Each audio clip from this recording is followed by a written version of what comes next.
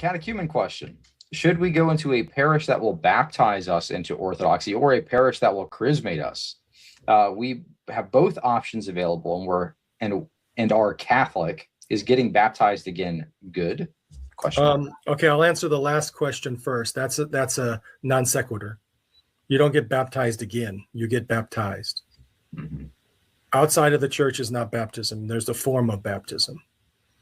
And years ago, people would accept that form of baptism, knowing that it was an empty form, a graceless form of baptism, and that chrismation would fill that form.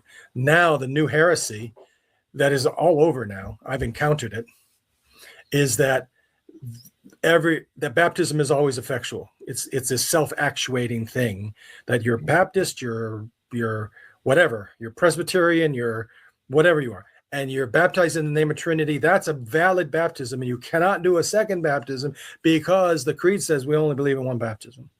So you cannot baptize such a person because it's a sin. I mean, there are people teaching that now.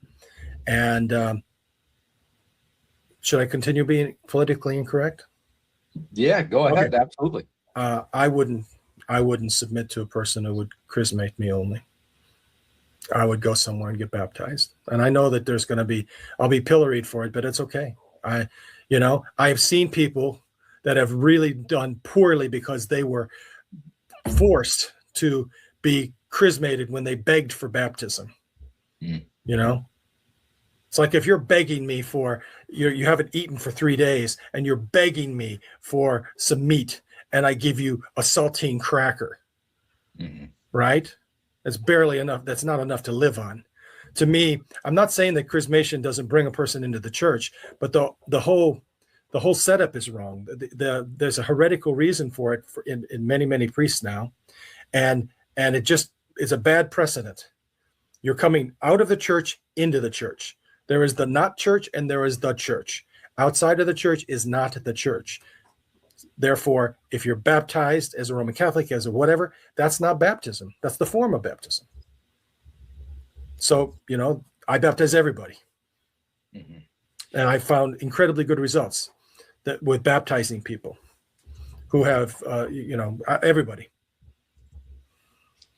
Yeah, I find often what it has led to in the whole chrismation versus baptism dialogues and how this has changed relatively recently is that it ends up with a lot of even clergy saying or having the understanding or the thought that there are valid sacraments outside of the church.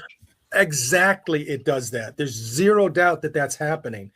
But we're also, the Orthodox Church as a whole is the blame for a lot of this mess, because there have been poor baptismal practices in many places. Okay, let's not count Soviet Russia when people couldn't get away for baptism. They were baptized with their sink in their apartment. Okay, and they were baptized by pouring or by sprinkling or something. Let's not talk about those exceptional circumstances, which bring a person into the church, but they were exceptional. But what about right now? I mean, it's true. I mean, that in the Serbian church, there's an enormous amount of baptisms where a person puts their head over a baptismal font and they get a little water poured on them. Why are they doing that? That looks exactly like Roman Catholic baptism. And if it looks like it, then how many people are going to say it is the same?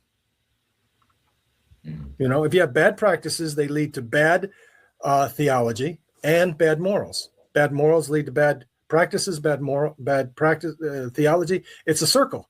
It's a snake eating its tail. All three of those make the other things worse. You have bad practices, you'll have bad morality, and you'll have bad theology. So why don't we just have good practices and good theology?